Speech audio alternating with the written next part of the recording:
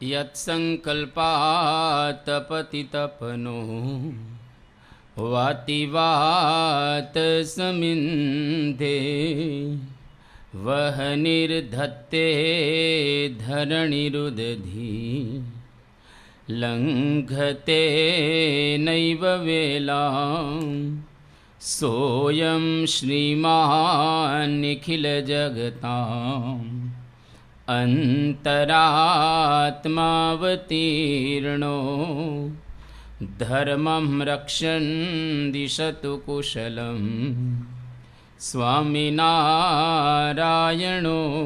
नः। यदरोमविवरे लीना अण्डानां कोटयः पृथक् तदक्षरं गुणातीतं नमाम्यहम्। भगवते श्री स्वामिनारायणाय नमो नमः। श्री अक्षरपुरुषोत्तमाभ्यां नमो नमः। श्री गुणातीतानंद स्वामी महाराजाय नमो नमः। श्री भगतजी महाराजाय नमो नमः। श्री शास्त्री जी महाराजाय नमो नमः। श्री योगी जी महाराजाय नमो नमः। श्री प्रमुख स्वामी महाराजाय नमो नमः।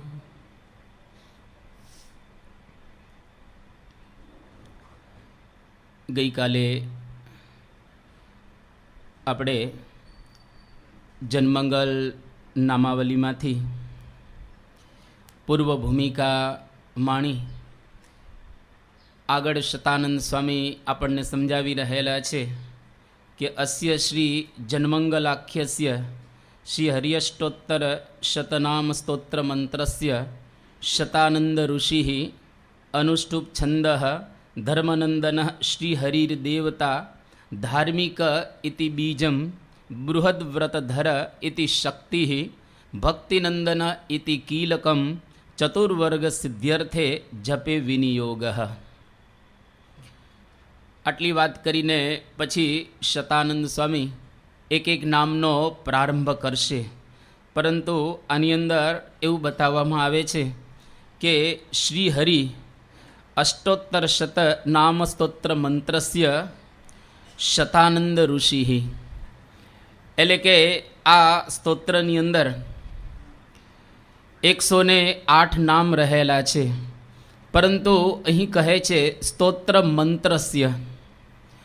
सामान्य रीते मंत्रनी ज्यां वात आवे त्यां वेदोना मंत्रो आपणने याद आवे अने वेदोना मंत्रो माटे एवुं कहेवामां आव्युं छे के ऋषयः मंत्रद्रष्टारः न तो मंत्र करता रह। एटले के वेदना जेटला कई मंत्रो रहेला छे ए बधा ज मंत्रो ऋषिओए जोया।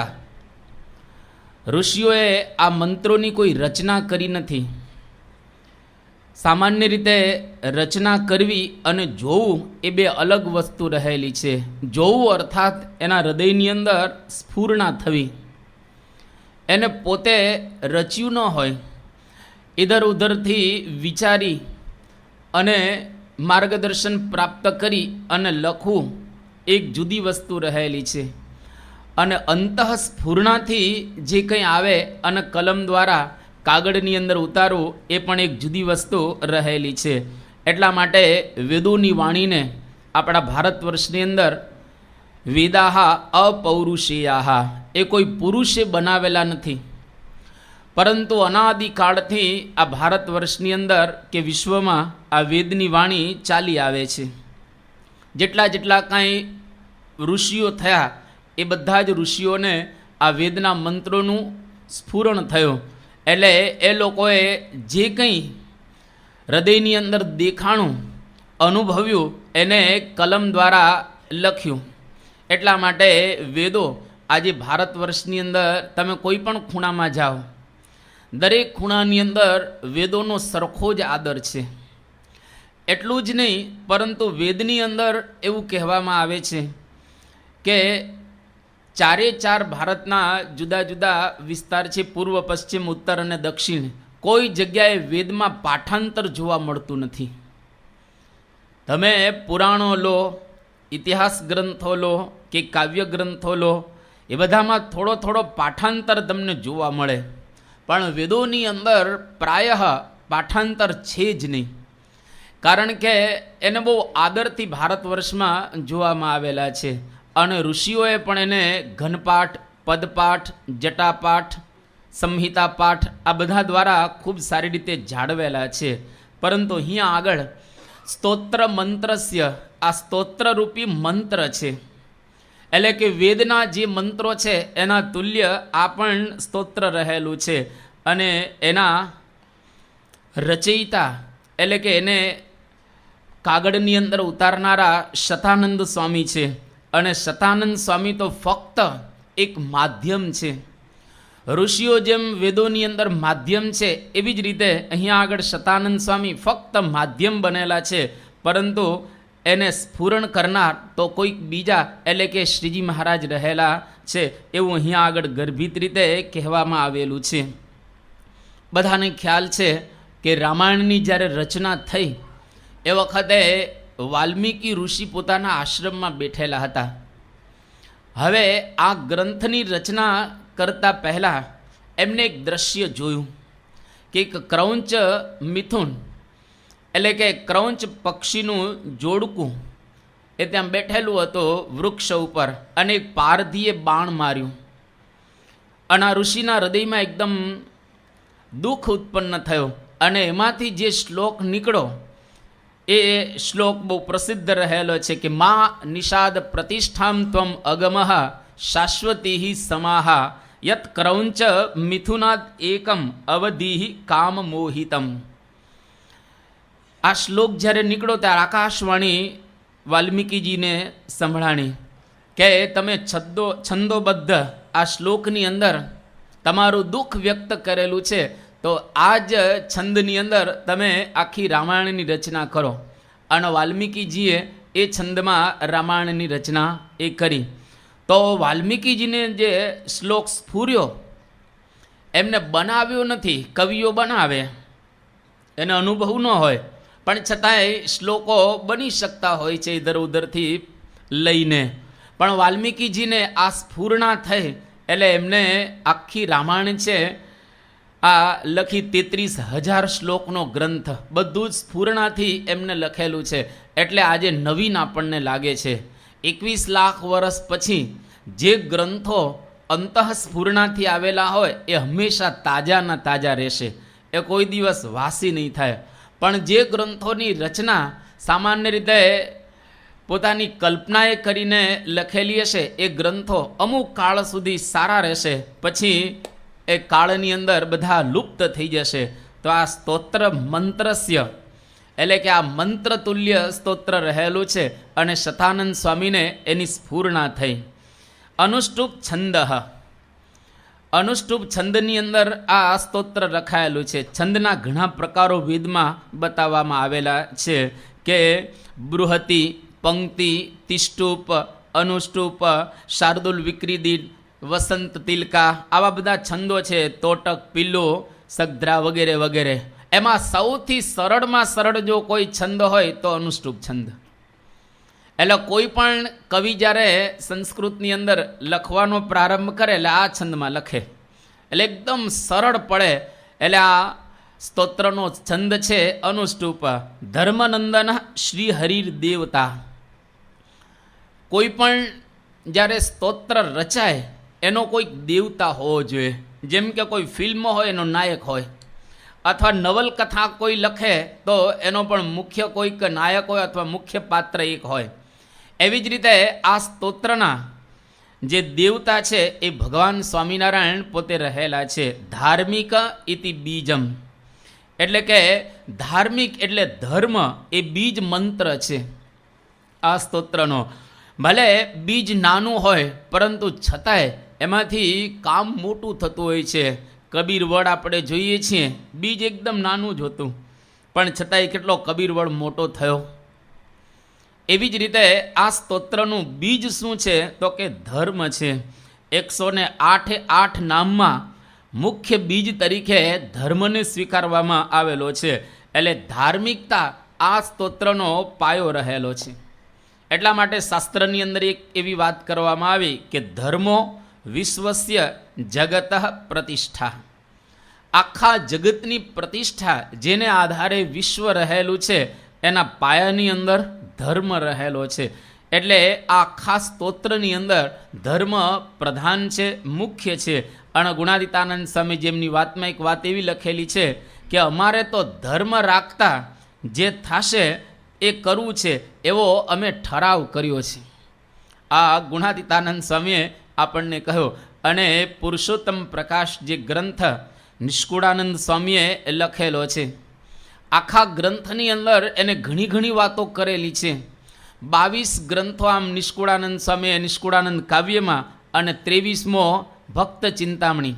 આ 23 ગ્રંથની અંદર મહારાજનો અભિપ્રાય લખતા નિષ્કુળાનંદ સ્વામી પુરુષોત્તમ પ્રકાશની અંદર એવું લખે છે કે ધર્મ અમને છે બહુ વાલો રે, એમાં કહે છે ધર્મનો લાલો રે, ધર્મવાળા સાથે હેત મારે રે, એમાં વાલો કહે વારે વારે રે, અધર્મી સાથે મારે અદેખાઈ રે, રે છે રાત દિવસ મન માઈ રે, અધર્મી જનની જે હા ભક્તિ રે, નથી ગમતી મને જોરતી રે.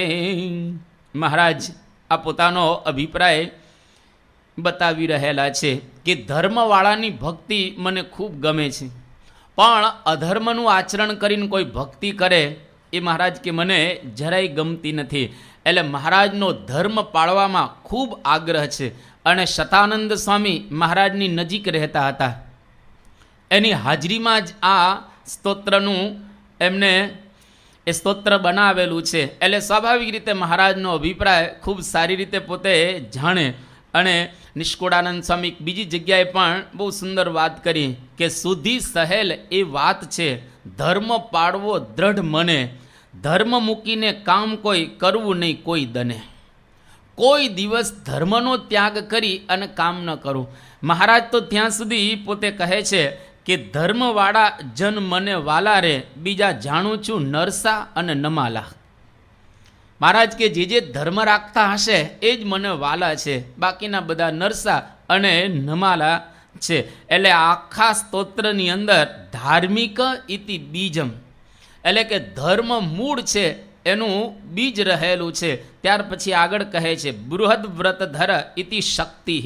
આની અંદર શક્તિ શું છે તો કે બૃહદ વ્રત ધર. બૃહદ એટલે મોટું અને વ્રત એટલે વ્રત. ઘણા બધા વ્રત રહેલા છે, એમાં સૌથી જો મોટું વ્રત હોય તો કયું વ્રત રહેલું છે તો કે નિષ્કામ વ્રત. ઘણા બધા વ્રત કરતા હોય છે. શ્રાવણ મહિનો આવે સોમવારનું કરે, કોઈ શનિવાર કરતા હોય છે, કોઈ વળી જુદી જુદી રીતે પોતપોતાની રીતે વ્રત ઉપવાસ કરે. પણ મોટામાં મોટું કયું વ્રત? બૃહદ વ્રત ધર. એટલે કે બૃહદ એટલે મોટું અને વ્રત એટલે નિષ્કામ વ્રત. એને ધારણ કરનારા કોણ છે તો કે શ્રીજી મહારાજ એને ધારણ કરનારા છે. અને બ્રહ્મચર્યથી ઘણા બધા પ્રકારની શક્તિઓ ઉત્પન્ન થાય છે એવું શાસ્ત્રની અંદર કહેલું છે. પણ આજના આધુનિક યુગની અંદર જેટલા કંઈ હોશિયાર કે બુદ્ધિશાળી રહેલા છે આનું ખંડન કરે છે કે બ્રહ્મચર્યથી શક્તિઓ ઉત્પન્ન થાય છે એવી ભલે વાતો લખવામાં આવેલી છે, પરંતુ એવું કંઈ બહારના જગતમાં બહુ જાજુ જોવામાં આવતું નથી. ઘણા બધા બ્રહ્મચારી ન હોય પરંતુ છતાંય મહાન શક્તિઓ હોય અને વિશ્વ લેવલે એ લોકોએ પોતાનું નામ છે રોશન કરેલું તમને જોવા મળશે. તો જગતની અંદર બ્રહ્મચર્ય નથી રાખતા છતાંય શક્તિશાળીઓ દેખાય છે, બુદ્ધિશાળીઓ દેખાય છે, તો એનું કેમ સમજવું? આ એક મોટો પ્રશ્ન રહેલો છે. પરંતુ અહીંયા આગળ બહુ સુંદર વાત કરી કે બૃહદ વ્રતધર ઇતિ શક્તિ. શક્તિ બે પ્રકારની રહેલી છે. એક શક્તિ બાહ્ય શક્તિ અને બીજી શક્તિ આંતરિક શક્તિ. શસ્ત્રમાં એવી વાત કરવામાં આવી. બહારના જગતની અંદર કદાચ કોઈક બહુ શક્તિશાળી આમ આપણને દેખાય, પણ બીજી એક શક્તિ એવી રહેલી છે કે જેના દ્વારા અંતરની અંદર શાંતિનો અનુભવ થાય, અજંપો ટળે અને માનસિક પરિતોષ થાય. જે લોકો બ્રહ્મચર્ય ધારણ કરે છે એ લોકોને અજંપો બહુ ઓછો હોય છે, બહુ જ ઓછો. માનસિક એકદમ પરિતોષ કે સંતોષ એને સ્વાભાવિક રીતે પ્રાપ્ત થાય છે અને અશાંતિ એને લગભગ હોતી નથી, જો આ બરાબર નિષ્કામી વર્તમાન એને ધારણ કરેલું હોય, પાડેલું હોય તો. એટલે આવા વ્રતના ધારણ કરનારા શ્રીજી મહારાજ સ્વયં હતા. એટલે એ વાત કરીને કહે છે, ભક્તિનંદન ઇતિ કીલકમ. ભક્તિનંદન એટલે કે શ્રીહરિ, શ્રીજી મહારાજ એ આ સ્તોત્રના કીલકમ છે. કીલકમ એટલે આધાર સ્તંભ. ખીલો આપણે જેને કહીએ એને બીજી ભાષામાં, તો આ સ્તોત્રના આધાર સ્તંભ શ્રીજી મહારાજ પોતે જ રહેલા છે અને મહારાજને ભક્તિ ખૂબ ગમે છે. શ્રીજી મહારાજ વનવિચરણ કરવા નીકળ્યા ત્યારે પોતાની સાથે શાલિગ્રામ લઈને નીકળેલા. હવે ભગવાનને શાલિગ્રામ લેવાની જરૂર શું છે? સ્વયં ભગવાન જ છે અને છતાંય પોતે શાલિગ્રામ લઈ અને નીકળે છે. શાલિગ્રામ એ ભક્તિનું પ્રતીક રહેલું છે અને એ શાલિગ્રામની મહારાજ પૂજા, સેવા, ભાવના એના પ્રત્યે કેટલી અદ્ભુત રાખે છે. ઘણા બધા પ્રસંગો આપણે જાણીએ છીએ, વિસ્તાર ન કરતા, પણ ટૂંકમાં મહારાજને ભક્તિ અતિશય પ્રિય છે. એટલે ધર્મનંદન એવું લખી શકાય, પણ એના બદલે ભક્તિનંદન અહીંયા આગળ લખે છે કે ભક્તિનંદન એવા શ્રીજી મહારાજ આના કીલકમ એટલે કે આધાર સ્તંભ છે. વડતાલનું જ્યારે મંદિર થયું એ વખતે શ્રીજી મહારાજ વડતાલ મંદિરને દરરોજ 200 પ્રદક્ષિણા કરતા. હવે આપણે જાણીએ છીએ 200 પ્રદક્ષિણા કરવી અઘરી પડે ને. વડતાલનું મંદિર છે ને કમળાકારનું છે, એમાં પ્રદક્ષિણા કરવી પણ આમ જરા અઘરી જેવી કહી શકાય. પણ છતાંય દરરોજ શ્રીજી મહારાજ 200 પ્રદક્ષિણા એ પોતે કરતા હતા. એટલે મહારાજને ભક્તિ ખૂબ જ પ્રિય રહેલી છે, ભક્તિ મહારાજને વાલી છે અને ભક્તિ જો આપણે કરીએ તો જ ભગવાન આપણી ઉપર વશ થતા હોય છે. જેમ મુક્તાનંદ સ્વામી કહ્યું, પ્રેમી જનને વશ પાતળીઓ, શ્યામ સુંદર સુખકારી રે, જાતિ વર્ણ કે રૂપે ન રીજે, પ્રભુજીને ભક્તિ પ્યારી રે. એટલે ભગવાનને ભક્તિ ખૂબ પ્રિય છે. એટલે અહીંયા આગળ શતાનંદ સ્વામી ભક્તિનંદન શ્રી હરિર દેવતા. અને છેલ્લે કહે છે કે ચતુર્વર્ગ સિદ્ધ્યર્થે જપે વિનિયોગ. જપે એટલે જપમાં, વિનિયોગ એટલે ઉપયોગ કરવો. હવે આનો ઉપયોગ કરવાનો છે, ખાલી આ સ્તોત્રને સાંભળવાનું નથી. આપણી પાસે કોઈ વસ્તુ હોય તો એનો આપણે ઉપયોગ કરીએ છીએ. જેમ કે તમારી પાસે મોબાઈલ હોય તો મોબાઈલને કંઈ રાખવાનો હોતો નથી, મોબાઈલને વાપરવાનો હોય છે. આપણી પાસે પેન હોય તો પેનનો વિનિયોગ કરવાનો એટલે કે એનો ઉપયોગ કરવાનો હોય છે. આપણી પાસે ચશ્મા હોય તો એને પહેરવાના હોય છે. એમ ચતુર્વર્ગ સિદ્ધ્યર્થે 4 વર્ગની સિદ્ધિ માટે આ સ્તોત્રનો વિનિયોગ કેતા ઉપયોગ કરવાનો હોય છે. કયા 4 વર્ગ? તો કે ધર્મ, અર્થ, કામ અને મોક્ષ.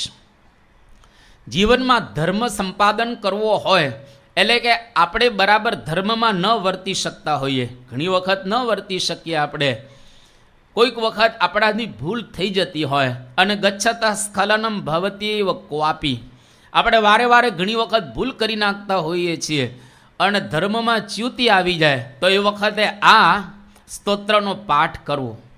આ સ્તોત્રનો વારે પાઠ કરીશું તો ધર્મની સિદ્ધિ જીવનમાં થશે, એટલે કે આપણો ધર્મ છે એ દ્રઢ થશે.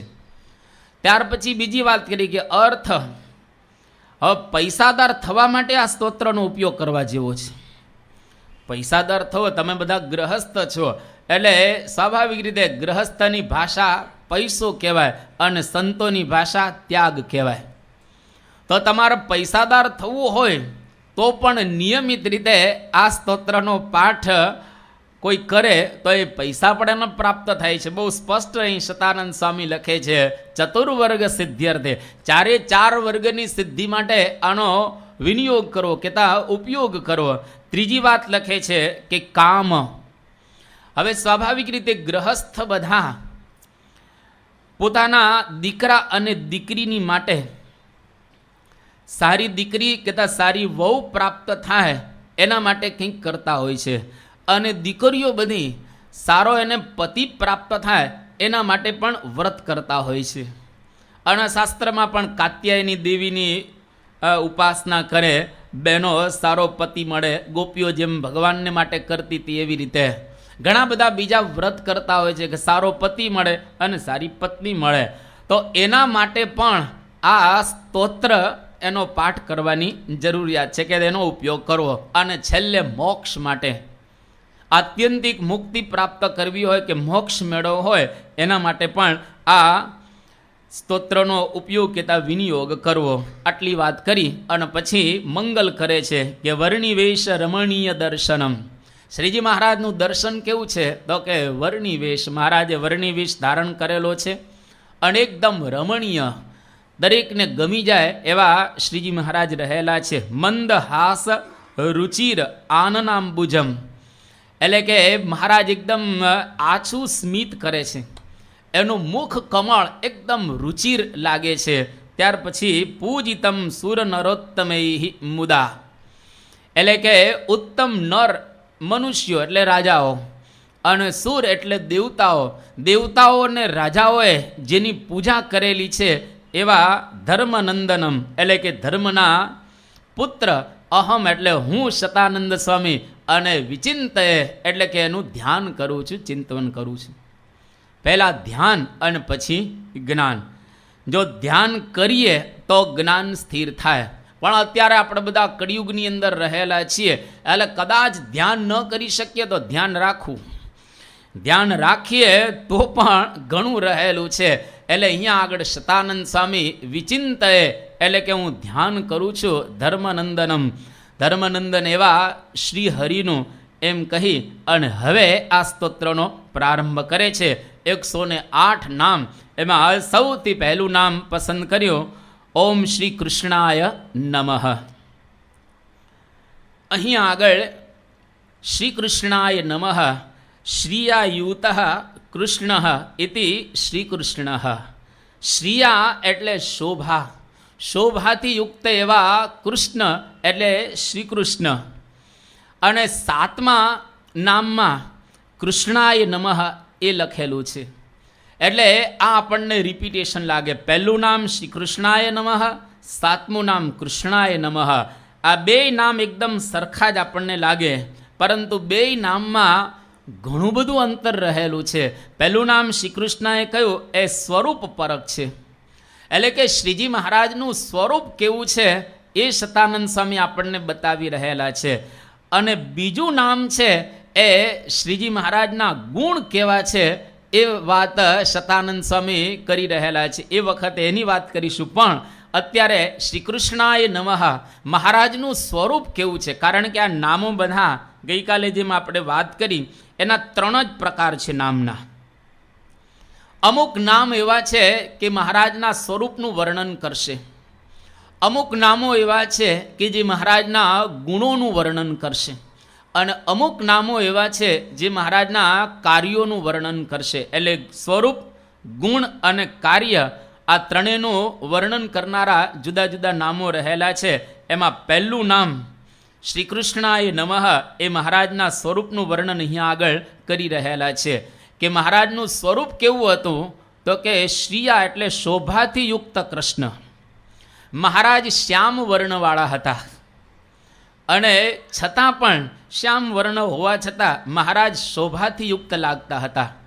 ઘણી વખત સ્વાભાવિક રીતે આપણે શ્યામ વર્ણ જ્યાં દેખાય એમાં શોભા ઓછી તમને જણાય, પણ શતાનંદ સ્વામી એવું કહે છે કે શ્રીજી મહારાજનો વર્ણ શ્યામ હતો, પણ છતાંય મહારાજ બહુ શોભતા હતા અને બહુ સારા લાગતા હતા.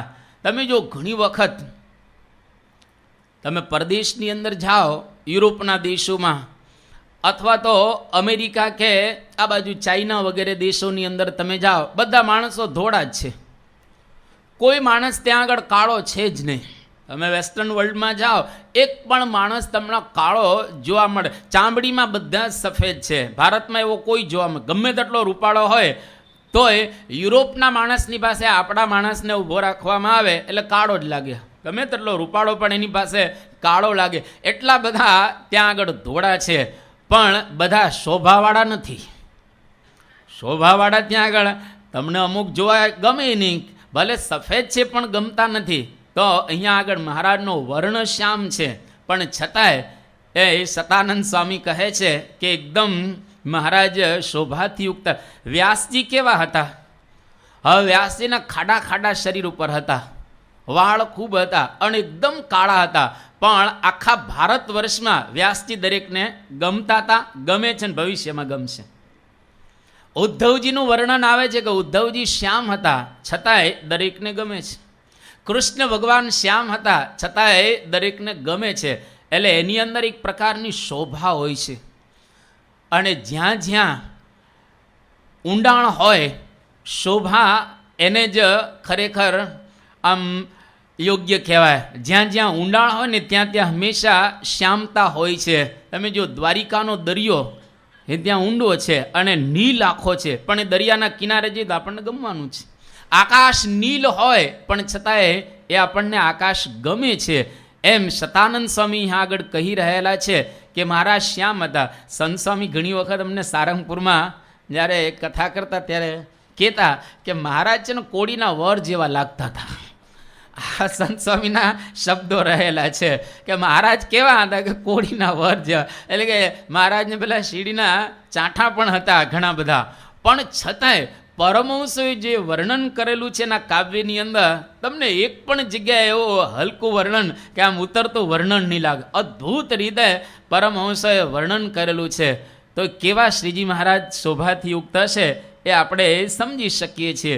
તો અહીંયા આગળ મહારાજના સ્વરૂપનું વર્ણન કરતો પહેલું નામ લખે છે શ્રી કૃષ્ણાય નમઃ. આખા વચનામૃતની અંદર શ્રી કૃષ્ણ શબ્દ 4 જુદી જુદી રીતે વપરાયેલો છે. તમે વચનામૃત 262 વાંચશો, એમાં આ શબ્દ 4 રીતે વપરાયેલો છે. પહેલી રીતે કે દેવકી અને વસુદેવના પુત્રને કૃષ્ણ કદાચ શ્રી કૃષ્ણ કહેલા હોય એ રીતે ઘણા બધા વચનામૃત છે, પણ ફક્ત એક જ વચનામૃત મધ્યનું 39મું વચનામૃત, એની અંદર મહારાજ કહે છે શ્રી કૃષ્ણ વાસુદેવ તેણે વસુદેવ દેવકીને પ્રત્યક્ષ ચતુર્ભુજ રૂપે અદ્ભુત બાળક થકા દર્શન દીધું. આમાં દેવકીના અને વસુદેવના પુત્ર તરીકે જ શ્રી કૃષ્ણને કહેલા છે. આમાં શ્રી કૃષ્ણથી શ્રીજી મહારાજને લઈ ન શકાય. બીજી રીતે વપરાયેલો શ્રી કૃષ્ણ શબ્દ કે અક્ષરધામના અધિપતિ પરબ્રહ્મ પુરુષોત્તમ નારાયણ તરીકે કૃષ્ણને કહેલા હોય. પ્રથમનું 21મું વચનામૃત, એમાં અક્ષરધામને વિશે શ્રી કૃષ્ણ પુરુષોત્તમ નારાયણ તે સદા વિરાજમાન છે. હવે શ્રી કૃષ્ણ ભગવાનનું ધામ તો ગોલોક છે, પણ એનું અક્ષરધામ તો છે જ નહીં, પણ છતાંય આમાં વર્ણન એવું કરવામાં આવ્યું છે કે અક્ષરધામને વિશે શ્રી કૃષ્ણ પુરુષોત્તમ નારાયણ તે સદા વિરાજમાન છે. તો એ શ્રી કૃષ્ણ કયા સમજવા? ત્રીજી વાત કે પ્રત્યક્ષ નયન ગોચર જે શ્રીજી મહારાજ વિચરણ કરતા હતા, ઘણા બધા વચનામૃતમાં એને ઉદ્દેશીને શ્રી કૃષ્ણ શબ્દ વપરાયેલો છે. કાર્યાણીનું 10મું વચનામૃત, જીવનું કલ્યાણ તો આટલી જ વાતમાં છે, જે પ્રગટ પ્રમાણ એવા જે શ્રી કૃષ્ણ નારાયણ તેનું જ કર્યું સર્વે થાય છે. જ્યારે મહારાજ ગઢડાની અંદર હતા, કાર્યાણીની અંદર હતા, ત્યારે પ્રત્યક્ષ નયન ગોચર વર્તતા હોય, પ્રગટ પ્રમાણ એટલે મહારાજ સિવાય બીજા કોઈ પકડી જ ન શકાય. ત્યાં પણ શ્રી કૃષ્ણ શબ્દ વપરાયેલો છે. અને કોઈ પણ પ્રકારના કંઈ સ્થાન નામ કંઈ ઉલ્લેખ વગર એમનેમ શ્રી કૃષ્ણ શબ્દ પણ વચનામૃતમાં ઘણી વખત વપરાયેલો છે, સ્પષ્ટ ઉલ્લેખ વગર. મધ્યનું 35મું વચનામૃત, જેની અંદર લખ્યો કે જ્યારે શ્રી કૃષ્ણ ભગવાનની મૂર્તિનું ધ્યાન કરે ત્યારે એ આત્માને દેખવો એ કાંઈ કઠણ નથી. હવે શ્રી કૃષ્ણ અહીંયા આગળ કયા? શ્રીજી મહારાજ કે દેવકી કે વસુદેવના પુત્ર એ આપણે અહીં કંઈ સમજી ન શકીએ, પણ શ્રી કૃષ્ણ શબ્દ અહીંયા આગળ પણ કોઈ સ્પષ્ટ ઉલ્લેખ વગર વપરાયેલો છે. ટૂંકમાં શ્રી કૃષ્ણ એટલે વસુદેવ અને દેવકીના પુત્ર તરીકે અહીંયા આગળ શતાનંદ સ્વામી નથી કહેતા, પરંતુ શ્રીજી મહારાજનું જ અહીંયા આગળ વર્ણન કરે છે. મહારાજને જ એ નમસ્કાર કરે છે. શ્રીજી મહારાજ કેવા છે કે શોભાએ યુક્ત આ શ્યામ વર્ણ જેનો છે એવા શ્રીજી મહારાજ છે. અને આપણે પણ વચનામૃતમાંથી જ્યાં જ્યાં કદાચ આવો શબ્દ વપરાયેલો હોય ત્યાં ત્યાં આપણે શિક્ષાપત્રીની આજ્ઞા પ્રમાણે 101 અને 102 આ 2 શ્લોકમાં મહારાજે આજ્ઞા કરેલી છે કે એતેષુ યાની વાક્યાની શ્રીકૃષ્ણસ્ય વૃષસ્ય ચ અત્યુત્કર્ષ પરાણી સ્યુઃ તથા ભક્તિ વિરાગયો મંતવ્યાની પ્રધાનાની તાન્યવેતર વાક્યતઃ. એકદમ પ્રધાન જે વાક્ય હોય એને જ આપણે ગ્રહણ કરવા, પરંતુ નીચે કહેતા નિષ્કૃષ્ટ જે વાક્ય હોય એને આપણે ગ્રહણ કરવા નહીં. એટલે જ્યાં આગળ એવા ઉત્તમ અને ઉત્કૃષ્ટ વાક્ય હોય એને વચનામૃતમાંથી આપણે ગ્રહણ કરવા, પણ બીજા વાક્યને ગ્રહણ ન કરવા એ મહારાજની આજ્ઞા છે.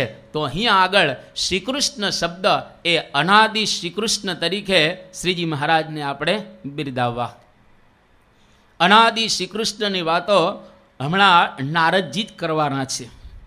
અને જ્યારે કૃષ્ણ નમઃ ત્યાં આગળ નારદજી વાસુદેવ મહાત્મ્ય ગ્રંથને આધારે, તો અહીંયા આગળ જે શતાનંદ સ્વામી લખે છે અનાદિ કૃષ્ણ, એટલે કે જે બધા અવતારો, એ અવતારો તો વૈરાટ નારાયણમાંથી ઉત્પન્ન થાય છે. અને વૈરાટ ઉપર પ્રધાન પુરુષ, અને એની ઉપર પ્રકૃતિ પુરુષ, એની ઉપર અક્ષર, અને એની ઉપર પરબ્રહ્મ પુરુષોત્તમ નારાયણ એટલે શ્રીજી મહારાજ. એ શ્રીજી મહારાજને માટે આ અનાદિ શ્રીકૃષ્ણ શબ્દ કૃષ્ણ વલ્લભાચાર્યે પણ ઘણી બધી જગ્યાએ વાપરેલો છે. એટલે અહીં આગળ અને હરિલામૃતની ગ્રંથની અંદર પણ એક જગ્યાએ એવું કહેવામાં આવ્યું છે, એમ થાય અવતાર જે ઘણા, અક્ષરેશ અવતારી તે તણા, સર્વ કારણ તણા જ કારણ, આદિ કૃષ્ણ શુભ નામ ધારણ. આદિ કૃષ્ણ એટલે કે અનાદિ કૃષ્ણ શુભ નામ ધારણ. એ અનાદિ કૃષ્ણ એટલે સાક્ષાત શ્રીજી મહારાજ. અહીંયા આગળ પણ શતાનંદ સ્વામી આ મહારાજના સ્વરૂપનું વર્ણન કરી અને બીજું નામ શ્રી વાસુદેવાય નમઃ. વાસુદેવ એટલે વસુદેવના પુત્ર નહીં સમજવાના, એટલે કે શ્રી કૃષ્ણ ભગવાનને નહીં સમજવાના, પણ વાસુદેવનો અર્થ શાસ્ત્રની અંદર એવું બતાવવામાં આવ્યો કે સર્વત્રાસૌ સમસ્તંચ વસત્યેતિ વૈયતઃ તતઃ સ વાસુદેવેતિ વિદ્વદ્ધિ પરિપઠ્યતે. જલે વિષ્ણુ સ્થલે વિષ્ણુ વિષ્ણુ પર્વતમસ્તકે જ્વાલા માલાપુરે વિષ્ણુ સર્વમ વિષ્ણુમયમ જગદ. આ વાસુદેવની વ્યાખ્યા કરવામાં આવી છે કે સર્વત્ર અસૌ સમસ્તંચ વસતી અત્ર ઇતિ વૈ યતઃ, કે જે બધી જગ્યાએ વસતા હોય એને વાસુદેવ કહેવાય. એકે એક જગ્યાએ જેનો વાસ હોય એનું નામ એ જળમાંય હોય, સ્થળમાંય હોય, એ પર્વતમાં હોય, અને આ જ્વાલામાલ્યમ એટલે કે એ અગ્નિની અંદર પણ રહેલા હોય એને વાસુદેવ કહેવામાં આવે છે.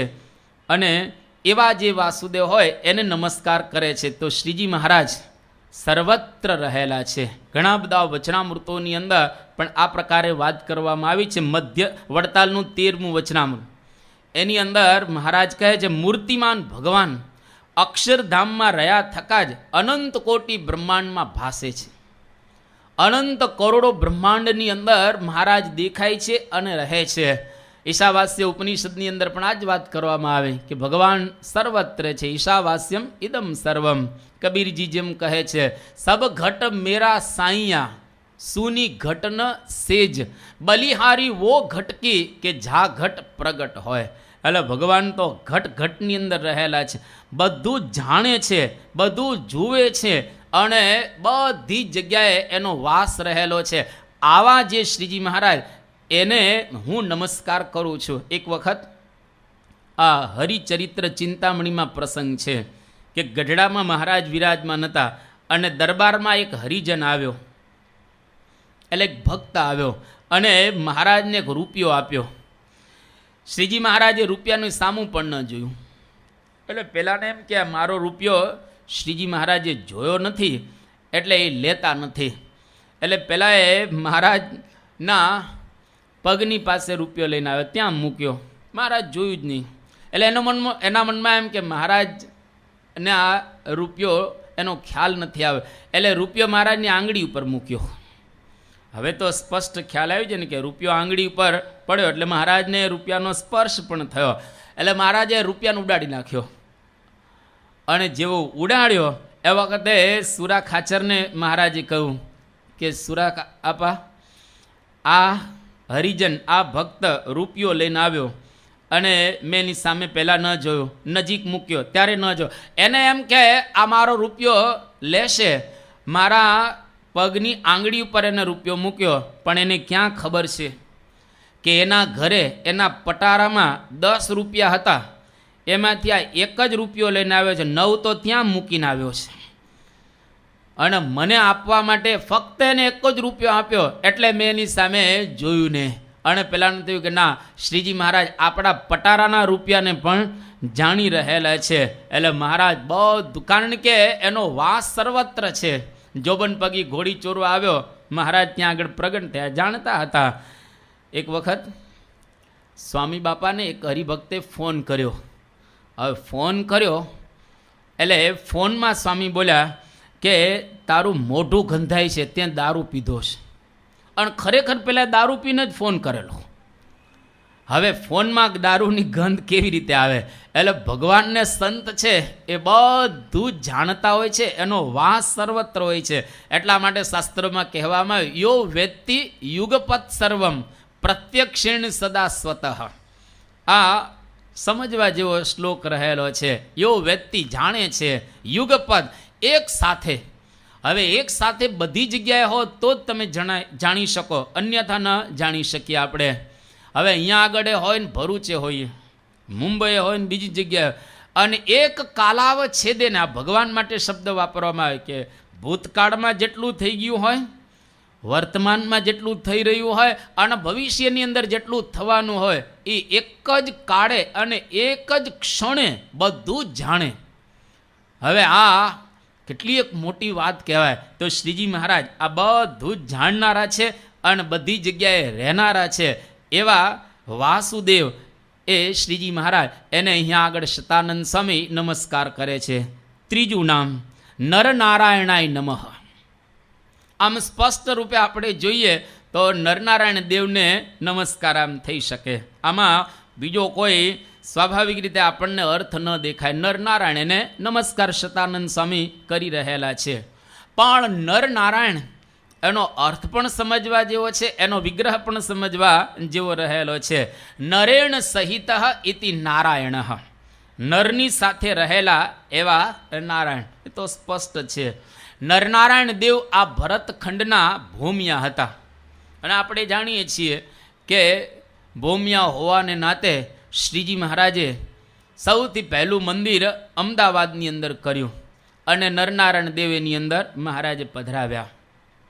પણ આ નરનારાયણ દેવને શતાનંદ સ્વામી જે નમસ્કાર કરે છે, કયા અર્થની અંદર?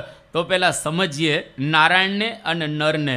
કોના દ્વારા? તો કે વાસુદેવ મહાત્મ્ય દ્વારા. એની અંદર બહુ જ વિસ્તાર કરવામાં આવેલો છે કે એક વખત નારદજી બદ્રિકાશ્રમની અંદર ગયા અને નારાયણ પૂજા કરતા હતા. એટલે સ્વાભાવિક રીતે નારદજીએ નારાયણને પૂછ્યું કે તમે કોની પૂજા કરો છો? એટલે નારાયણે કહ્યું કે અમે પણ અમારા ઈષ્ટદેવની પૂજા કરીએ છીએ. નારદજી એવું પૂછે છે કે માતા પિતા ચ સર્વસ્ય દૈવતમ ત્વમ હિ શાશ્વતમ કમ ત્વમ ચ યજસે દેવમ પિતરમ વા ન વિદ્મહે. કે તમે તો માતા પિતા છો આખા જગતના અને તમે તો દેવ છો. હવે તમારે કોની પૂજા કરવાની હોય ત્યારે નારાયણ ઋષિ વાસુદેવ મહાત્મ્યમાં પોતે કહે છે કે ન એતદ રહસ્યમ વક્તવ્યમ. આ રહસ્ય મારે બોલવું ન જોઈએ. આત્મગુહ્યમ અથ અપિતે મયી ભક્તિ મતે બ્રહ્મન પ્રવક્ષ્યામિ યથા તથમ. તારે મારા વિશે ભક્તિ છે એટલે જેમ છે એમ હું રહસ્ય કહું છું. હવે સ્વાભાવિક રીતે અવતારો કોઈ પોતાનું રહસ્ય પ્રગટ કરતા નથી. અને જો રહસ્ય પ્રગટ કરતા હોય તો એ અવતાર જ્યાંથી આવેલા છે એની વાત ચોક્કસ કરે, પણ કોઈ અવતારોએ એ પ્રમાણે વાત કરેલી નથી. પણ શાસ્ત્રની અંદર કોઈક જગ્યાએ જે મહાન પુરુષો થયા, જેમને બધું જ દેખાતું હતું, એને આ વાત છે સ્પષ્ટ રૂપમાં જણાવેલી છે. તો અહીંયા આગળ નારાયણ ઋષિ નારદજીને કહે છે કે હું તને જેમ છે તેમ કહું છું. સત્યમ જ્ઞાનમ અનંતમ યો બ્રહ્મેતિ શ્રુતિ વર્ણિત ત્રિગુણ વ્યતિરિક્તશ્ચ પુરુષો દિવ્ય વિગ્રહ, એમ કરીને ઘણા બધા શ્લોકો એ કહેતા છેલ્લે કહે છે કે એક સએવ દેવ નવ પિતરૌ ચેતી વિદ્ધિ ભો આવાભ્યામ પૂજ્યતે અસૌ હિ દૈવે પિત્રે ચ કલ્પિતે નાસ્તિ તસ્માત પરતરઃ પિતા દેવ અથવા દ્વિજ આત્મા હિ નવ સહ વિજ્ઞેય કૃષ્ણો બ્રહ્મપુરેશ્વર. આ એટલું પ્રાસંગિક એટલા માટે કહેવું પડે છે કે નારાયણનો એકદમ ગલિતાર્થ કે ગૂઢાર્થ આ શ્લોકોની અંદર સચવાયેલો છે. તો નારાયણ કહે છે કે અમારી પર એક આદિ નારાયણ છે. એ આદિ નારાયણનું અમે ધ્યાન કરીએ છીએ, એનું ભજન કરીએ છીએ, એનું પૂજન કરીએ છીએ, અને એના દ્વારા જ અમે આ પ્રમાણે બધું જ પ્રાપ્ત કરી રહેલા છીએ. અને આપણા સંપ્રદાયનો ઇતિહાસ બહુ પ્રસિદ્ધ છે કે શ્રીજી મહારાજ જ્યારે આલોકની અંદર પધાર્યા એની પહેલાં બદ્રિકાશ્રમની અંદર સભા થયેલી. એ બદ્રિકાશ્રમની સભામાં નરનારાયણ ઋષિ વિરાજમાન હતા અને દુર્વાસા ઋષિનું ત્યાં આગળ આગમન થયું. હવે બધા સાંભળતા હતા એક ચિત્તે ઋષિઓ, અને દુર્વાસા ઋષિ પાછળથી પ્રવેશ્યા એટલે કોઈ એની સામે ન જોયું. કલાક દોઢ કલાક વ્યતીત થઈ ગયો હશે અને કોઈ સામે ન જોયું, એટલે આ તો મૂર્તિમાન ક્રોધનું સ્વરૂપ હતા. એટલે દુર્વાસા ઋષિએ શાપ આપી દીધો અને એ કહ્યું કે તમે બધા જાઓ પૃથ્વી પર જન્મ ધારણ કરો અને અસુર થકી તમને ખૂબ કષ્ટ પડો, આવો શાપ આપી દીધો. એ વખતે ભક્તિ માતા અને એ ધર્મદેવ ઊભા થઈ અને દુર્વાસા ઋષિને શાંત કર્યા કે આ શાપનું કંઈક નિવારણ કરો, કે આ આપી દીધો એટલે પૂરું થયું. હવે પણ તમને કષ્ટમાંથી ઉગારશે જે ભગવાન, એ તમારી સાથે અવતાર ધારણ કરી અને પધારશે. આ પ્રસિદ્ધ છે આપણા સંપ્રદાયની અંદર ઇતિહાસ. પણ એ જેમાં લખવામાં આવેલો છે હરિલામૃત ગ્રંથ, એટલે બીજા કોઈ નહીં પણ સાક્ષાત શ્રીજી મહારાજ. અને હરિલામૃતની અંદર એ બતાવવામાં પણ આવ્યું, પછી પ્રભુ બદરીશ જ્ઞાનવાન ધર્યું નિજ મૂળ સ્વરૂપ કેરું ધ્યાન. એટલે એ મૂળ સ્વરૂપ એટલે શ્રીજી મહારાજ એનું આ નરનારાયણ ઋષિ છે એ ધ્યાન કરતા હતા. એટલે અહીંયા આગળ શતાનંદ સ્વામી એ નરનારાયણાય નમઃ એટલે નરનારાયણ એની અંદર કહેતા અંતર્યામીપણે રહેલા શ્રીજી મહારાજ એને નમસ્કાર કરે છે. પરંતુ બદ્રિકાશ્રમની અંદર રહેલા નરનારાયણ એને શતાનંદ સ્વામી એ નમસ્કાર કરતા નથી. તો એ આ નામનો ગલિતાર્થ રહેલો છે. ત્યાર પછી ચોથું નામ પ્રભવે નમઃ. પ્રભુ અર્થાત સમર્થ. હવે સમર્થ તરીકે પણ મહારાજને અહીંયા આગળ બતાવી રહેલા છે કે સંકલ્પ માત્રથી જ કાર્ય થાય. હવે અનંત કાર્યો શ્રીજી મહારાજ એક સંકલ્પ કરે એટલામાં જ થઈ શકે. મહારાજને ત્યાં આગળ જવું ન પડે. પોતાના ધામમાં બેઠા બેઠા અનંત કોટી બ્રહ્માંડની અંદર જે કંઈ કામ કરવાના હોય એ બધા જ કાર્યો શ્રીજી મહારાજ પોતે કરવા સમર્થ છે. અને પરમહંસોએ ઘણા કાવ્યોની અંદર શ્રીજી મહારાજને આ સમર્થ તરીકે બિરદાવેલા છે. અને આપણે જાણીએ છીએ કે મહારાજ કેવા સમર્થ હતા, મહારાજની સામર્થ્ય કેવી હતી. કેટલા બધા પરમહંસો મહારાજના એક વચને પોતે વર્તતા હતા. અને 114 પ્રકરણમાંથી મહારાજે એ લોકોને પાસ કર્યા અને પસાર કર્યા. કોઈ પરમહંસ માને નહીં, પણ છતાંય શ્રીજી મહારાજના એક વચને લોકોએ ઝંપલાવી દીધો. રાજાઓ લગભગ 18 રાજાઓની અહીંયા આગળ વાત કરવામાં આવી છે. 18 રાજાઓ એવા હતા કે શ્રીજી મહારાજને માટે એમને પોતાનું યાહોમ કરી દીધેલું હતું. અને બધા એવી રીતે મહારાજને કરવા તૈયાર હતા કે તમે જેમ કહો એમ અમે કરીશું. તો મહારાજ કેટલા સમર્થ હશે અને મહારાજનો પ્રભાવ કેટલો જબરજસ્ત હશે એ અહીંયા આગળ આપણને ખબર પડે. ઘણા બધા એવા રાજાના નામો આપણે જાણીએ છીએ, વિશેષ વાત ન કરતા. એક જગ્યાએ શ્રીજી મહારાજ એવું લખે છે કે શ્રી સહજાનંદ સ્વામી ચરિત્ર કરીને એક નાનકડો ગ્રંથ છે, એમાં એવું મહારાજ પોતે જ કહે છે, મહારાજ કે જોબન પગી પાપનો પર્વત કહેવાય અને કોઈ રીતે આ જોબન પગી ભક્ત થાય એવો નથી. પણ શ્રીજી મહારાજે કહ્યો કે આ જોબન પગી, સગરામ વાઘરી, મુંજો શુરુ અને નાગપાલ વરુ, આ ચારે ચારને શ્રીજી મહારાજ કે અમે વશ કર્યા અને આ કોઈ દિવસ વશ થાય એવા ન હતા. હવે આ તો મહારાજની દૃષ્ટિએ સામાન્ય ગણાય, કારણ કે મહારાજ તો સર્વોપરી સર્વ અવતારના અવતારી પૂર્ણ પુરુષોત્તમ નારાયણ છે. એટલે એની દૃષ્ટિએ આ બહુ મહારાજનો મોટો પ્રભાવ ન ગણાય. પણ મોટા મોટા અવતારો રામ કૃષ્ણાદિક એક પગે ઊભા ઊભા શ્રીજી મહારાજની સ્તુતિ કરે છે. આવું પણ ઘણા બધા પરમહંસોએ પોતાના ગ્રંથોની અંદર નોંધેલું છે. એટલે મહારાજ પ્રભવ એટલે કે ખૂબ સમર્થ હતા. એ સમર્થ એવા મહારાજને અહીંયા આગળ શતાનંદ સ્વામી નમસ્કાર કરે છે. ત્યાર પછી પાંચમું નામ ભક્તિ ધર્માત્મજાય નમઃ. ભક્તિ અને ધર્મ, ભક્તિશ્ચ ધર્મશ્ચ તયો આત્મજ. ભક્તિ અને ધર્મના આત્મજ એટલે કે પુત્ર એવા ઘનશ્યામ, એ ઘનશ્યામને અહીંયા આગળ નમસ્કાર કરે છે. અહીંયા આગળ એક પુનરાવર્તન થયેલું છે. આમ તો સામાન્ય રીતે શિક્ષાપત્રી એક નાનકડો ગ્રંથ છે. આ નાનકડો ગ્રંથ એની અંદર ભક્તિ અને ધર્મ એની મહારાજ ઘણી વાતો કરેલી છે.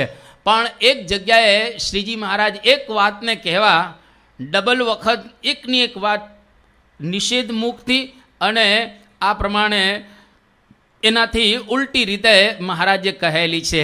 કઈ વાત? તો કે ધર્મની.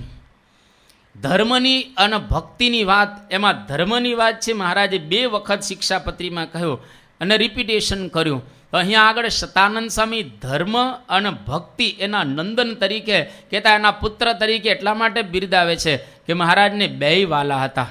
ધર્મ એટલો વાલો હતો અને ભક્તિ એટલી વાલી હતી. અને એ બેયની વાત કરતાં શ્રીજી મહારાજને અહીંયા આગળ નમસ્કાર કરે. સૌથી પહેલાં ધર્મ. 38મો શ્લોક તમે શિક્ષાપત્રીનો વાંચશો તો એની અંદર મહારાજ કહે છે કે ધર્મેણ રહિતા કૃષ્ણ ભક્તિ કાર્યા ન સર્વથા. ધર્મનો ત્યાગ કરીને કોઈ દિવસ ભગવાનની ભક્તિ ન કરવી. અને એ જ વાતને 101મા શ્લોકની અંદર આ સુલટાવીને મહારાજ કહે છે કે ધર્મેણ સહિતા કૃષ્ણ ભક્તિ કાર્યેતિ તદ રહ. ધર્મની સાથે ભગવાનની ભક્તિ કરવી જોઈએ, આ રહસ્ય રહેલું છે. હવે ધર્મનો ત્યાગ કરીને ન કરવી જોઈએ, ધર્મની સાથે કરવી જોઈએ.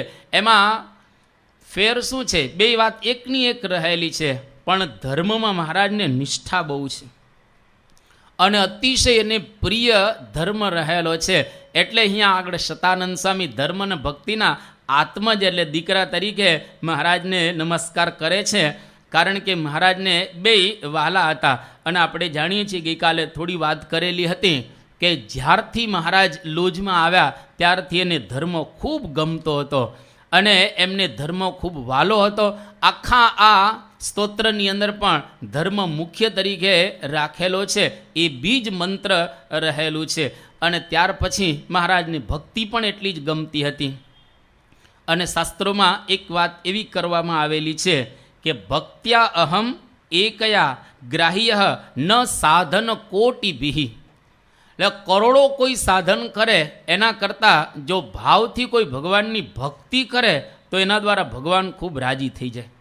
એટલે શતાનંદ સ્વામીએ અહીંયા આગળ ભક્તિના નંદન એટલે કે પુત્ર તરીકે આત્મજ તરીકે મહારાજને કહેલા છે. મહારાજને ભક્તિ ખૂબ વાલી હતી.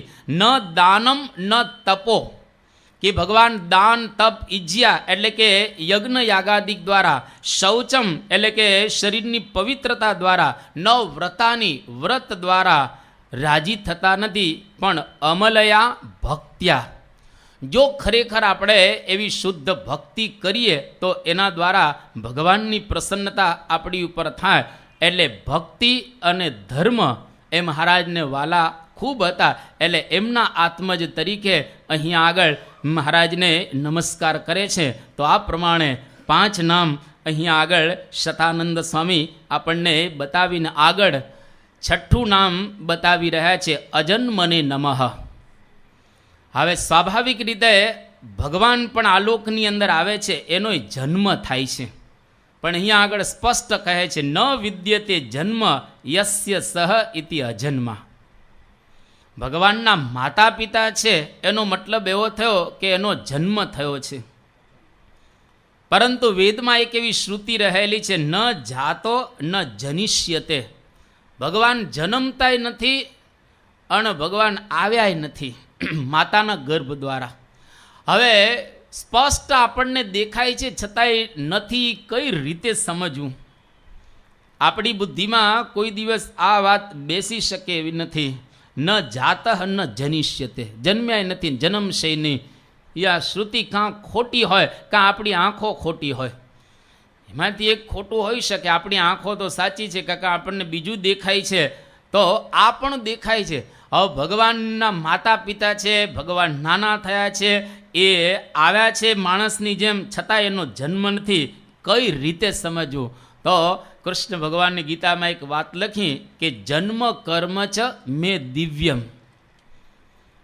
બધા જ આચાર્યોએ આ શબ્દ એક વાપર્યો. દિવ્યમ શબ્દ છે ને બહુ એક જાદુઈ શબ્દ છે. આમાં અધ્યાત્મ જગતની અંદર દિવ્ય શબ્દ ખૂબ જાદુઈ શબ્દ રહેલો છે. આ શબ્દ ઉપર કોઈ બીજા નિરૂપણ કરતા ને. દિવ્ય એટલે શું? જે આપણને દેખાય એનાથી કંઈક જુદું હોય એને દિવ્ય કહેવાય. જે આપણે સમજી ન શકીએ એનાથી જુદું એ દિવ્ય.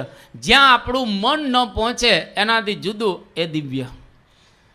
એટલે દિવ્યની કોઈ બીજી વ્યાખ્યા શાસ્ત્રોની અંદર કરવામાં આવેલી નથી.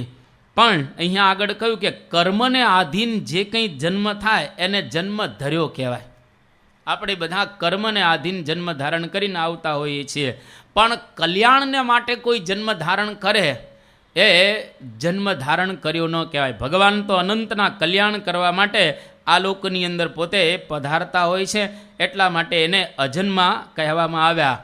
અમદાવાદનું 4થું વચનામૃત બહુ સ્પષ્ટ કહે છે કે પોતાની ઈચ્છાએ કરીને જીવના કલ્યાણને અર્થે જન્મ ધરે છે ને જન્મને ધરતા થકા પણ અજન્મા છે ને દેહને મૂકતા થકા પણ અજર અમર છે. મનુષ્ય દેહને જે ધરવું ને મૂકવું તે તો નટની પેઠે ઇન્દ્રજાળ સરખું સમજવું. આ બહુ સ્પષ્ટ મહારાજ કહે છે.